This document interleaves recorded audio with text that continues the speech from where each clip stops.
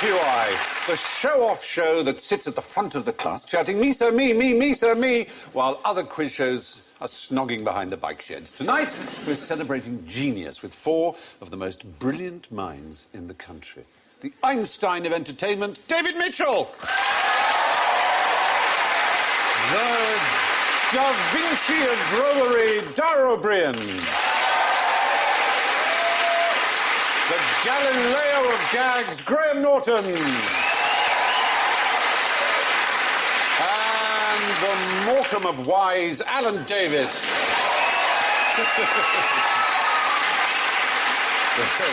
But before our SWAT team of SWATs don their white coats and clever clogs, we should hear their buzzers. And Dara goes... University College Dublin, O'Brien. David goes... Peterhouse Cambridge, Mitchell. Graham goes...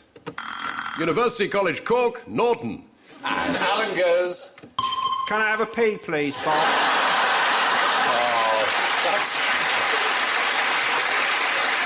That's actually completely unfair because Alan is, in fact, a graduate of the University of Kent and he actually holds an honorary doctorate. So, Alan, could you press your buzzer again? We put it right. The doctor will see you now! Now, we have a very difficult first question, so I'm going to give you a bit of help. What I'd like you to do, you should have a bit of tissue somewhere near you. Can't see anything. No. Have you got tissues anywhere? Yeah. I want you to stick a piece of tissue up your left nostril. Right. Like as if you had a nosebleed or something. This is weird, OK? Left nostril. Very good. You've all passed that test, well, 2 of you have. Still working. I'm going for real penetration. Yes. I can feel that there. Whoa! It came out your ear. That would be a worry. All right. Now say something intelligent.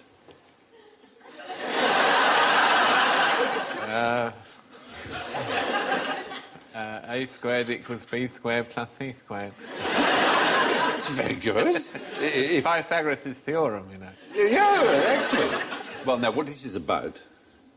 Do you breathe through your left nostril mostly, or right nostril, or both nostrils? My arse. Aye. I've always suspected that one works better than the other, but I've never kept a note of which it is. Well, you won't be surprised to hear that some people do keep notes of how people breathe. Does it not alternate? You're right, Dara O'Brien. It does alternate. It has a periodicity of 4 hours. You swap from being mostly left to mostly right. And what's completely weird is that you answer questions on different types of subject better according to which side you're breathing through. Am I going to asphyxiate about 12:30? You might, actually. That's a very good point. You are allowed to breathe through your mouth if you want to. Should we be keeping notes of when you know, of what shift work our nostrils are on? So that, it's the left will be in charge from 1 till 4. That's when I should be doing sort of maths-based things, like my tax return. If I'm going to write a poem, I'll wait till the more creative right nostril comes on the screen at about 4 p.m. Well, actually, if you're breathing through your right nostril, you should be better at visual and spatial tasks. If you're breathing So right now? Yes, that's it. You should be good at visual and spatial things. Well, and if you block the right one, you should be better at verbal things. I know it sounds mad, but you've probably heard of the study in '89 called Unilateral Nostril Breathing Influences Lateralised Cognitive Performance by Block, Arnott, Quigley and Lynch. So why don't all sports people constantly block their left nostrils? Well, actually, we've probably seen what a lot of sports... They put a piece of elastoplast. Plaster. Oh, that's the anti-snoring little thing. Right. They do that to wind, so they're both open at the same time, so they get maximum, I guess. And often they snort drugs as well. They don't. When we watch a sports person with one of those things on, they're not only at their best at sport, they're also at their most verbally dexterous. Indeed. And visually and spatially, because they've got both wide open. Otherwise, they can't even go, mine. No, what have you got? What have you found? I think I lost the end. Oh, dear. It'll reappear, won't it? Somewhere. It all comes out eventually. You'll cry it out at some point. Are these going on eBay? They could do. You want to sign it? All right. Yeah, go on. But if you block... I think I've already left my mark. Blocking the right nostril makes you more emotionally negative, it appears, according to another study. A higher score on the Spielberger State Anxiety Inventory. So, if you wish to feel slightly more cheerful, don't block the right nostril. So that's why now... Now you're quite calm. Yes. You're quite bouncy and happy, aren't you? No. You see, you block the right nostril. It's terribly sad. I'm horrible. But if you keep them in, I'm going to ask you a question that will test your visual spatial. Which in one am the I in? left. Left? Keep them in left, OK. Yeah, because it seems that the quickest way to improve your verbal reasoning is to shove a tissue up your left nostril. So let's see how these tissues have worked. Consider, right, an n-dimensional hypercube and connect each pair of vertices to obtain a complete graph of 2 to the power n vertices. Each of them? Yeah.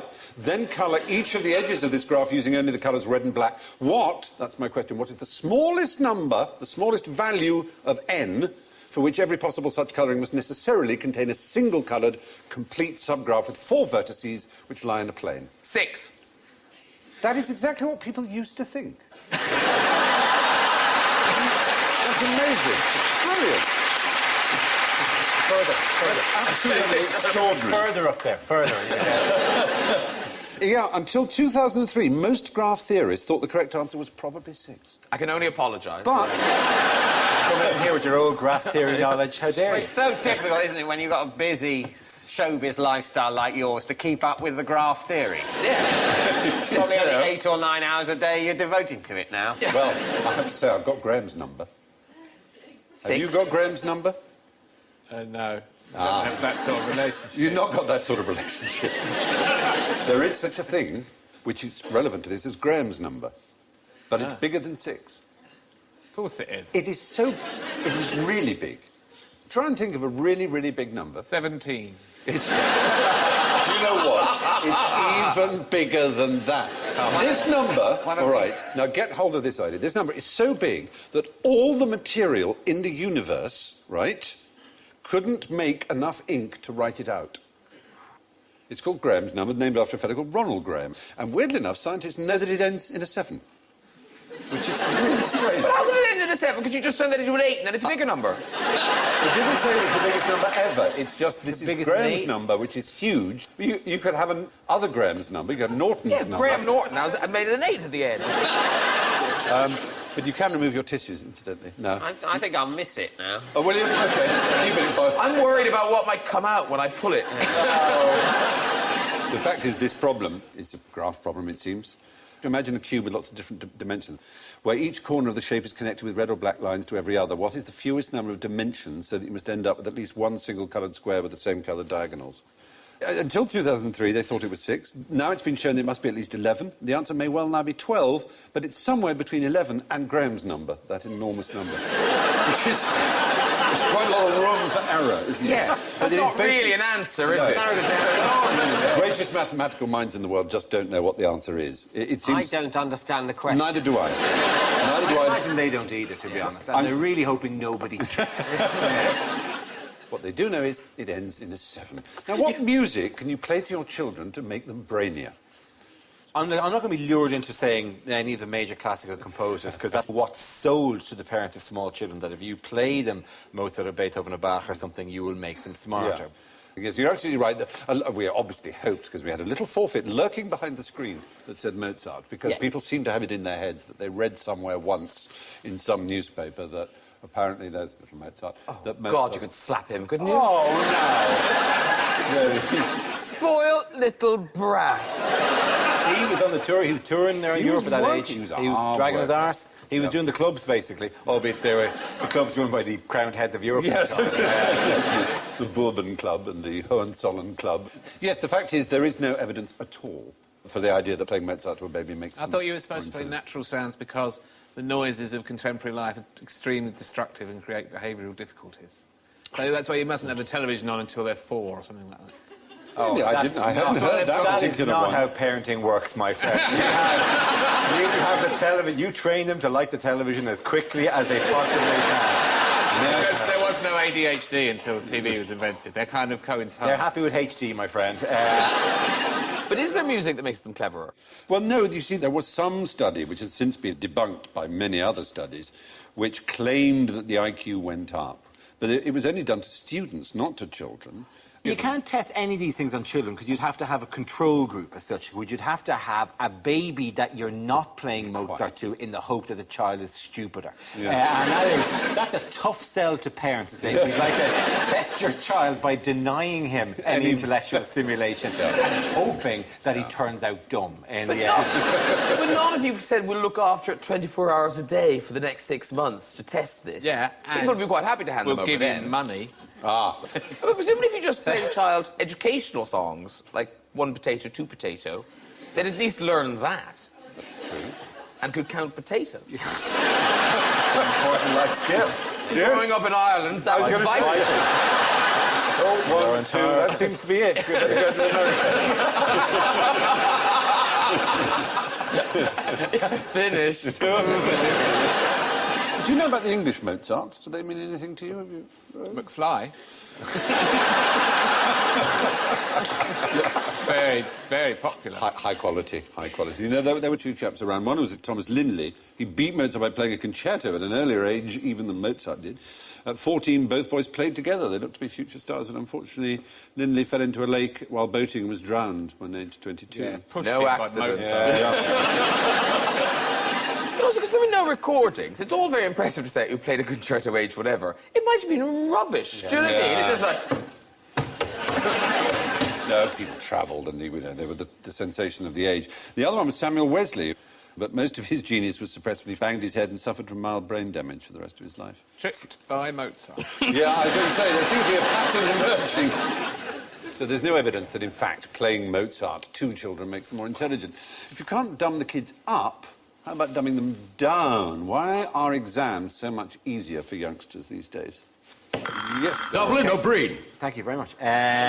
Firstly, are they actually easier these days, or are they simply marked more generously these days? It is just one of these things. I'm sorry, this may be a national thing that you do, but you have a tendency to presume that you have a very stupid generation of kids in this country. Then you set them a series of exams, they all get A's, and you go, well... That proves they're stupid, yes.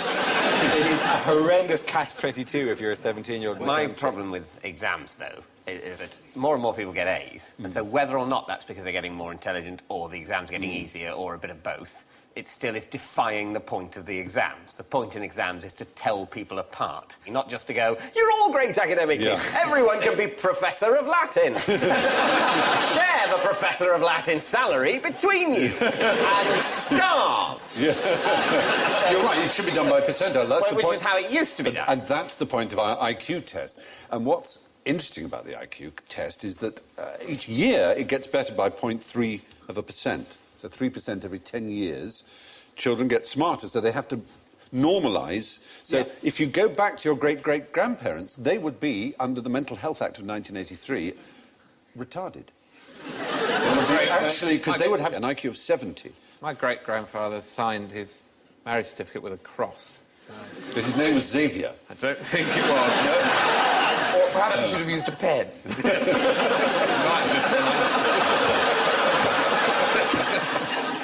I think Mensa is at the root of all of this, surely. They say without irony, Mensa, on their website, it's Latin for table, which Mensa is, but that's not why it's called Mensa. It was originally called Mens, which is the Latin for mind, but they realised their magazine looked like some special interest gay porn. so they added an A. Already, I'm not being filled with confidence that this is being run by geniuses. It represents the round table equality of Mensa. Everyone's equal. There's no elitism at Mensa. I'd like to set up a society for people who have an IQ of under 70 and then go and try and sell them pyramid schemes. The only thing that you might say is quite sober and interesting about this thing, it's called the Flynn effect, the fact that people are getting better and better at it, is under American law, if you have an IQ of 70 or less, you cannot be executed for a capital crime. You're considered retarded, and therefore Flynn has often had to go... You know, people might have an IQ of 72, which means they're going to die, and he will say, but this was taken when he was a child. Surely... And actually, revising upwards, the 100 norm, he's actually 68 or something. So he is technically retarded, and he can save lives by doing that. Quite It's a very easy to weird. throw an IQ test, I'd have thought. Yeah, but they're taking as children. That's the point. They're not smart enough to throw an IQ test. They're not smart enough to realise. But they're But also, usually that is taken really as children, planning a that's the murder. If you're point. 7, going, I'll put a circle here. That means 15 years you're dead. It's kind of the reverse of the sort of eugenicist argument that the Americans are using, where they're letting the stupid live, though. But anyway, young people find IQ tests easier than their parents because apparently they're exposed to more problem-solving in their life. Maybe geniuses are born, not made, and if so, how would you create a genius? Is there a way of ensuring a genius? Breeding 2 geniuses together. Well, Giving them a high-fibre diet. Exposed to lots of vitamin D from the sun. you mentioned eugenicists earlier. Tell me what eugenics is, then. Yeah, tell us about your theory of eugenics, James. I'm not sure. It's sort of generally trying to breed people to be brighter and stronger and better at things, and stopping people from breeding if you think they might have stupid or feeble People kids. farming. Yeah, Not people. basically, Yes, as people husbandry, isn't it? Yeah. Yeah. And as Alan said, Nazism, of course, is the thing that... There were people of quite respectable antecedents and liberal points of view before Nazism who believed that eugenics may be a good idea. Lots of people. But Bernard Shaw and many others. But I did a game show in America a while ago, and there was a contestant on it, this woman, and her sort of interesting fact, her fun fact about herself was that her father had been a serial killer, right? And her other fun fact was she hadn't told her husband that her father was a serial killer till after they were married. So, it's a light-hearted thing, but I'm trying to say to her now, do you think maybe your husband would have been concerned about having children, given that there's, a serial killer in you somewhere? And she went, no, he's been through similar things. His father committed suicide. And you just thought, you have a serial killer and a suicide man, and you thought that was a good gene pool to be splashing around in. You give birth to a child who kills himself lots of times. It's a serial suicide. It's terrifying. When you say after she'd married him, how long? Was it before the speeches? Dad's about to say a few words. This might be worth catching. This may explain why he went with orange. The only one with plastic cutlery at the wedding. Why are they wheeling your dad up to take over his face? I suppose what you'd do then is you'd have her come as a serial killer themed wedding. Well, can we just go back to the past? And on this subject of creating geniuses, who was one of the great geniuses? Or Da Vinci. Da Vinci is exactly the man I was after. He was known to be a genius in his own time. I mean, they knew how astoundingly great he was. His brother Bartolomeo actually... that's awful. This Bartolomeo married, and he decided he wanted their child to be like his brother Leonardo. And oddly enough, it sort of worked. There's Leonardo dying, and it shows he was, he was kind of worshipped almost. They realised how great he was. What's Rodney Bewes doing in the background? It's defo Rodney Bewes. He does look quite Rodney Bewes. Rodney Bewes is the Highlander, is he? What a weird, unsettling thing to discover that would be, in the context of the credit crunch and everything, suddenly to discover that Rodney Bewes was immortal. I mean, you have to imagine on the news sort of going, and today it emerged that actor Rodney Bewes has been alive for as long as time. So what is, given the things we've been talking about, where I'm pretending to know what you're talking about, I actually really don't know who Rodney Bewes is. Do you remember the Likely Lads and then whatever happened to the Likely Lads? We didn't get that in Ireland, did we? No. There was James Bolam and I know Rodney who he is. Well, Rodney Bewes. They played a couple of... That's basically him there. All right. Holding Leonardo da Vinci's hand. The chances of me meeting him in the future are very high. I have to say, the whole point about QI, right, is that the rest of the world talks about cultural things, reality TV and pop stars and Rodney Bewes, and we talk about Leonardo. And what you've done by coming on is we started... No, you, actually. We started talking about Leonardo, and we've arrived at Rodney Bewes. Well, That's the wrong direction. I didn't even know who he was! You're so right. I'm sorry. I was very unfair on you, Graham. I was wafting the rarefied air of Leonardo. You're right. I think that... The stink bomb of Rodney Bewes was Let off. exploded over Boy there. at the back, you're To right. me, Rodney Bewes looks older there than Rodney Bewes in our present time. So I think Rodney Bewes must, in the future, travel back in time to check Leonardo da Vinci's pulse. Make absolutely sure he's dead. Using the futuristic technology of pulse checking. The others there are all going, what's this weirdo Rodney Bewes doing? See the one on the right? He's got his head in his hands. So embarrassing. Why's he holding his hand? James Boland. Yeah. Yes, Leonardo was such a genius. He predicted the likely lads. Because he wanted James Boland and Rodney Bewes' turn. That's why I was going, oh, no, it's Bewes. Yeah. I think it's, the one on the right has definitely got his hand on his head for that reason. Yeah. We ordered John Cleese and Connie Booth. The one on the left is gesturing towards Rodney Bewes as if to say, Leonardo, who's this dick? He's grabbed your hand. He's going to go, seriously? Rodney Bewes? You wanted Rodney Bewes here as a doctor?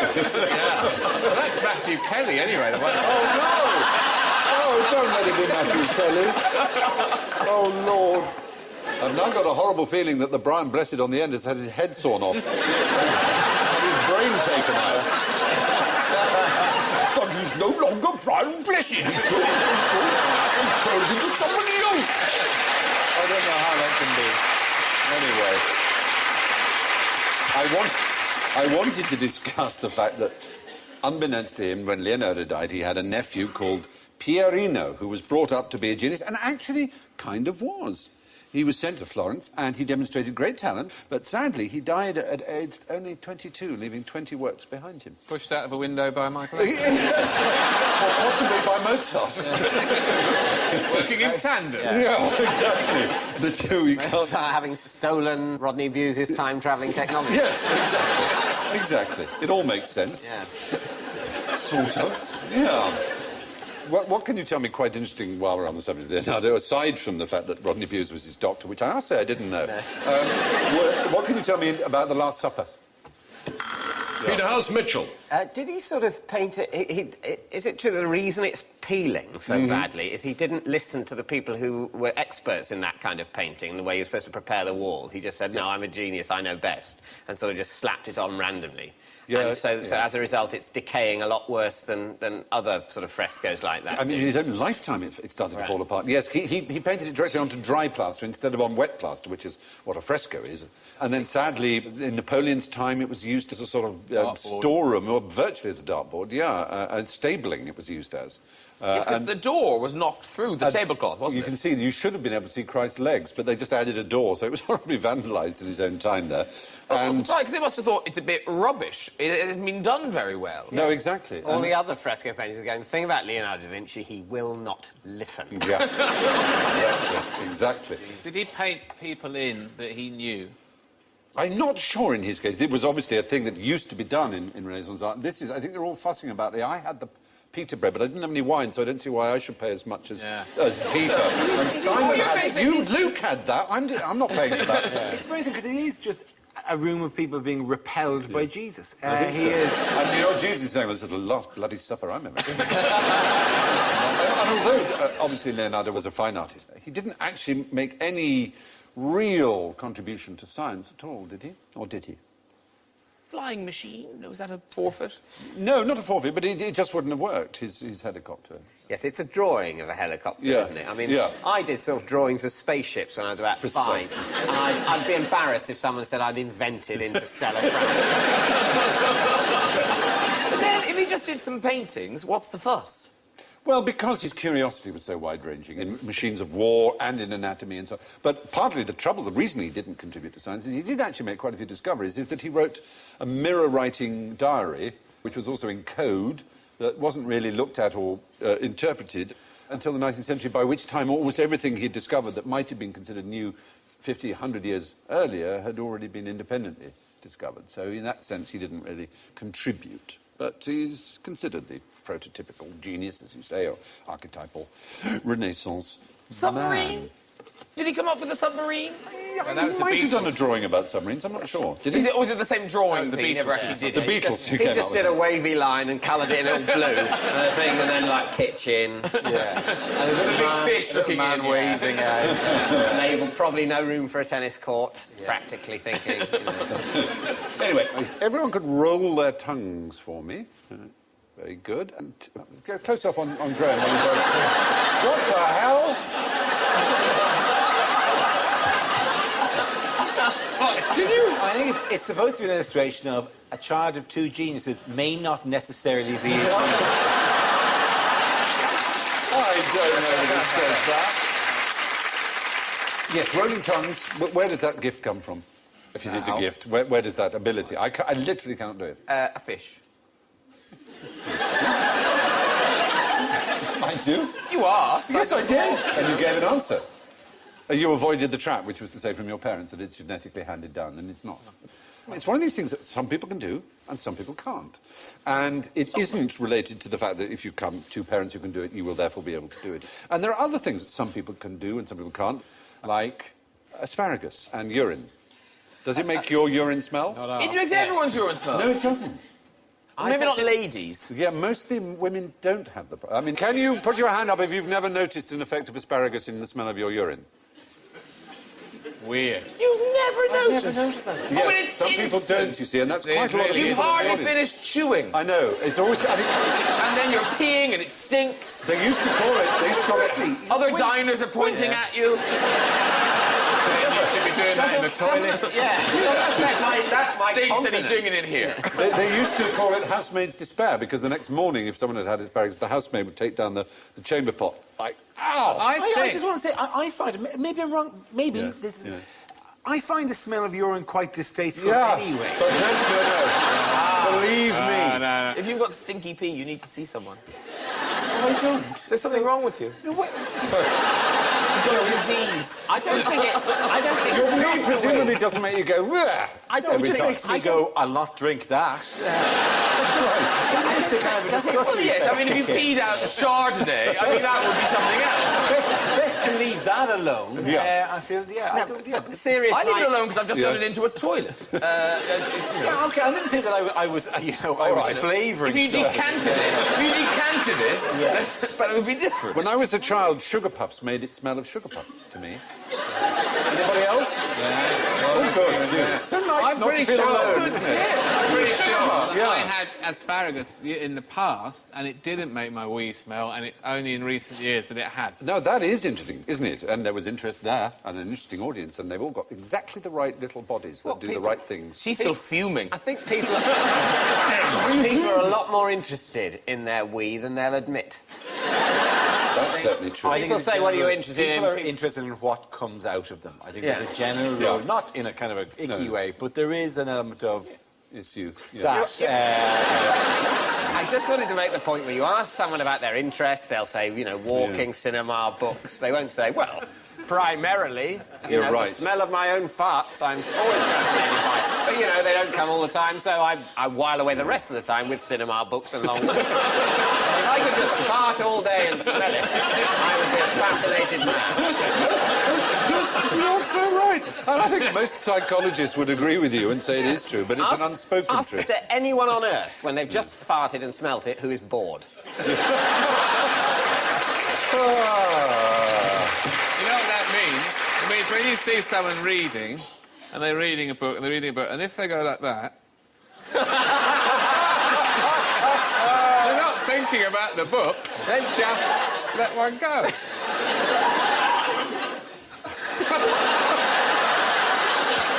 It is true. It's odd. We laugh at it, and yet it is our obsession from the cradle onwards, virtually. Anyway, despite what we're taught, the fact is a lot of these strange things like tongue rolling don't come from our parents. It doesn't follow you can if your parents can. Which was the first animal to be cloned? Oh, well, I can't be, so it's... It's not Dolly the sheep, then. No, you're right. It isn't Dolly. You've all been so good at avoiding my little honey traps. No. But I thought it was Dolly the sheep. But it's not.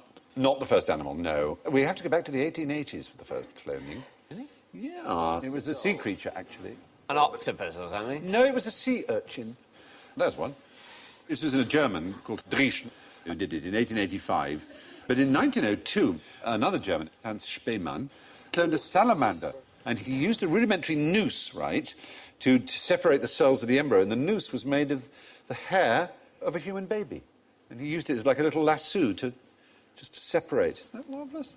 That is fiddly work. It is very fiddly work, I've got to say, There must have been lots of times where he used to go, "I'm done, Okay. Could I please have another baby's hair? Back to the baby. All the people trying One guinea, madam. trying to keep him calm. Would you like another? No, I don't want another coffee. I don't want Go. Do you want me to have a go? No, I don't. So right. But Dolly was in 1996. Dolly the sheep is the one that you cleverly avoided. But why Dolly? Why called Dolly? Do you know? It was named after Dolly Parton because the cell came from the mammary glands. Correctly correctington. Well done, sir. Excellent. Only points. It would be quite easy to palm off any sheep as being a clone of another sheep. Do you think there was a point where they go, we can just get another sheep and say, yeah, there it is, it's genetically identical, that one. There, those two sheep look similar. Well, that's because they're genetically identical. Well, oddly enough, things can be genetically identical and rather surprising because the first cat to be cloned was called Rainbow and her clone was known as CC. And there. You say, now, how can that... Ah, well, they didn't put the effort into it. No, you're going to say, you see. When they trolled the pet shops for that little faker, they could have they could have at least sent the guy who they sent to get the other kitten with a photo of theirs. Not just get any cat. Yes. The little kitten is called CC. Points if you can guess what that stands for. Cat clone? Whittier. What sort of Whittier? Say? Points to the audience. Copycat, you see. Very good, yeah. The operation was known as Operation Copycat, obviously. It's part of a larger project to clone a dog, which was... Oh, that's a bit... Well, it was called Missy, the Missiplicity, named after a dog named Missy. And the world's first clone dog from Korea is called Snappy. And they ate it. Of course.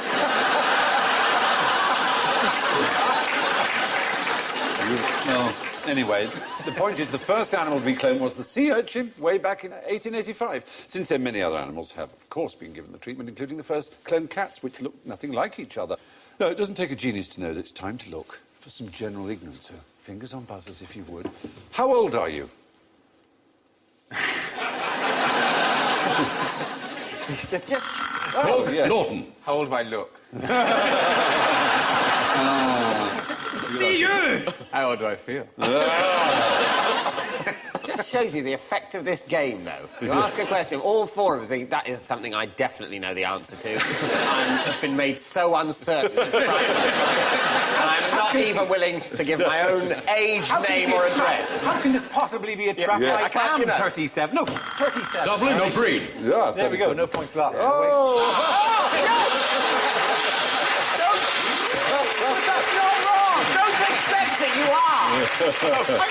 We should all do it. I bet you they've got someone Yeah, writing all it right. wrong. Peter House Mitchell. 34, eh? 34. Oh, very 34. You don't want to do this. You know I'll what? do it. I've worked at Graham Norton, 46. I'm not doing it. Well, obviously, as the baby that was, you know, called Graham or Dara or David or Alan was, you know, arrived on the planet the number of years ago that you said, but that's not how old you are when I touch you. If I touch your arm, how old is that arm? Is that as old as that? It's like 6 weeks old or something like that. 5 years we replace our entire... There all are of different ourselves. bits of one, that's right. There are different bits of one that take... Some of them... Your cells regenerate. Your red blood cells last only 120 days. A liver has a turnaround time of 300 to 500 days, sort of 1.5 years. Hurry up. The entire human... Give it a chance to recover. The entire human skeleton is replaced every 10 years or so. So all your bones. Really? Replaced, yeah. That's good, isn't it? Yeah, it is. Unfortunately, they're replaced in an aged way, rather annoyingly, rather than a brand new So they're way. replaced with second-hand ones. Well, not exactly used, no, but... I'm thinking of trading in my 8-year-old Mazda for an 8-and-a-bit-year-old Mazda. I'm afraid that's how it goes, yeah. It's all rather unfortunate. So an adult's body may turn out as usually somewhere between 7 and 10 years old in terms of its cells, though some of the cells are much, much younger. And 98% of the 7 billion atoms in the human body are replaced yearly. Do you know, I think some of my socks are older than I am.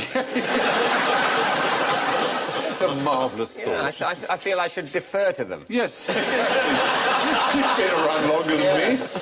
But most of the cells in your body are not your own. They're not human. Was this bacteria? Yes, they're bacteria, yeah. In fact, more than 500 different species of them. They make up more than 10 times the number of human cells. Isn't that interesting? On average, all the cells in your body are only 10 years old or so. Now, how did the Church of England originally react to Darwin's theory of evolution? Well, they weren't happy about it. They weren't happy about it. Dublin or Breed? They didn't get it, I don't think. Nobody really got it for a while. He delivered it to a meeting of the Royal Society, I think it was, and people just kind of went, oh, OK. That's true of his original paper, but when he published On the Origin of Species, it was a massive bestseller. In fact, it sold out even before it was printed. And he was a gigantic figure of his time. He was one of only 5 people, not royal, to be given a burial at Westminster Abbey. And they absolutely understood his greatness. And the surprising thing is the Church were not that worried at all. They specifically said Church of England. But for many years, most churchmen had encouraged people to believe that a lot of the Bible is metaphorical and it's not literally true.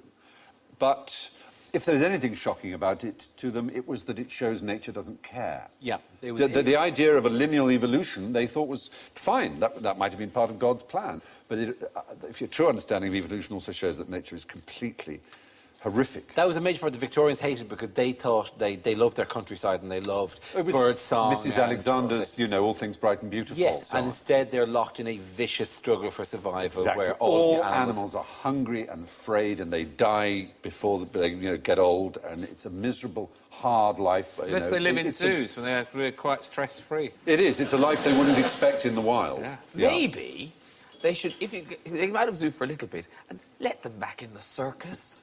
Just a little bit. I miss a dog pushing a pram. Cirque du Soleil is all very well. An elephant counting. You're pitching yourself in a tailcoat and tights and a top hat, welcoming everybody to Circus X Factor. Call me a Nancy. No. You are. Would you have to do the elephant's backstory, the elephant's emotional, this is the elephant's last chance at a career in show business. And the elephant bursts into tears. And then he's doing this for his dead grandfather, and then a shot of the elephant staring at a big pile of ivory.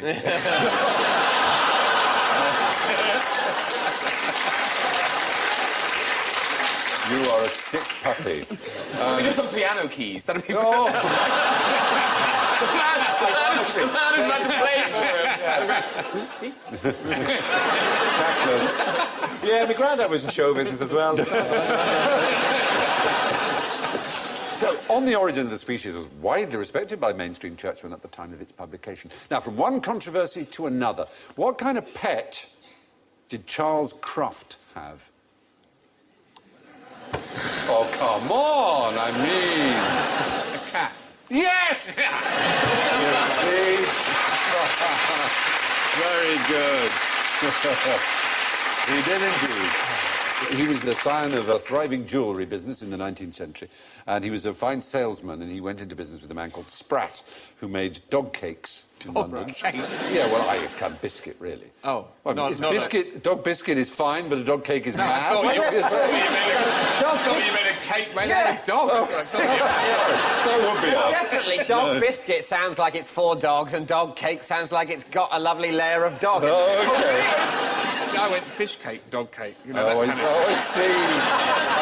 No, that does make sense now. Yeah, sorry. Yeah. But he sort of founded the business of the large dog show, Charles Cruft. And then it got bigger, and they were hugely successful until he died in 1938, and sort of the Kennel Club took over. But all kinds of problems that seemed to come from inbreeding, and the sponsors withdrew. The dog food sponsor Pedigree withdrew, the BBC withdrew, RSPCA and a dog charity all withdrew. So this year, Crufts was broadcast live on the internet for the first time. Cat shows are much more interesting though, because cats are shown, obviously, in a similar kind of way, but in that kind of cat-independent way, where they don't seem to be really aware of it or care very much. But what they do is you lift up the cat and then you essentially... Fluff it. You make it do Superman. And so all cats in the show, just how that cat look of... No. Yeah, two legs front at the back, like whatever. You do it to your own cat at home, it's very good, because they just look disinterested. The other side of the Crufts not being on the television is that it's a real relief that Crufts isn't on the television, isn't it? Yes. I mean, I think if I was to define a terrible idea for a programme, it would be pretty much Crufts. Or then playing golf. Yes. Don't like golf. No, I don't understand why golf's on television. I love watching golf. You love watching I'm golf? absolutely passionate about You it. like... But what are you watching? The golf. No, but... He hits it, and then the camera just goes sky, sky, sky, sky, sky. It's over there somewhere. That's not on television, is it?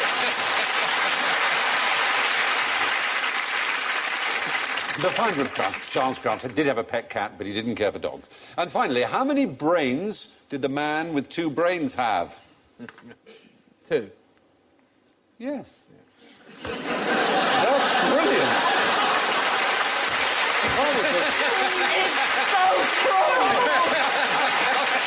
Yeah, he's wise enough to have spotted double bluff. It's just the technique of the bully. You hit us, and then you go, oh, what do you think I was going to hit you? Oh,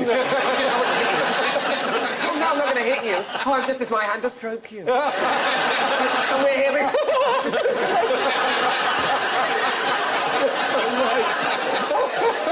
That's exactly what we do. The fact is, Dr. Michael Gershon has proved that we all have 2 brains. Your gut has its enteric nervous system, and it's the only part of our body that can operate perfectly if all connection is cut from the upper brain, from the real brain, the brain we call the brain, as it were. It doesn't have the intelligence and consciousness that a brain has, but it operates separately. So in that sense, we do have 2 brains. How bright would our stomachs be in the animal kingdom? Would they be cleverer than an octopus? I doubt it. I think they're just good at one thing, and that's preparing poo for exit. Because they basically, it's not even the stomach, it's below, it is the gut. It's the greater and lesser intestine and the colon, essentially, are the bits with the brain. Like all of us, the man with 2 brains actually did have 2 brains, according to the latest thinking. The gut does act as a separate brain. So pens down and stop writing. That's it for our exam today, geniuses. Time to mark your papers. Well, my goodness, my gracious. A newcomer with -19, Graham Norton.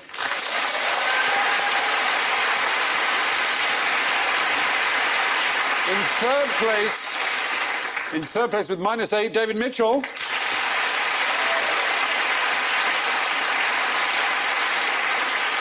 In second place with a very respectable -7, Dara O'Brien. Which can only mean that today's geniuses of genius is Alan Davis with 4 points.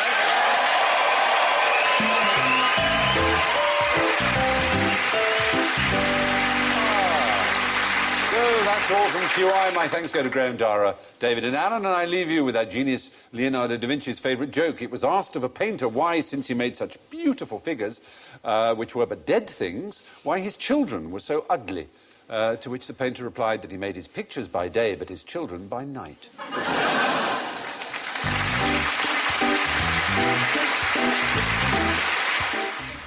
The first series of QI is available on BBC DVD.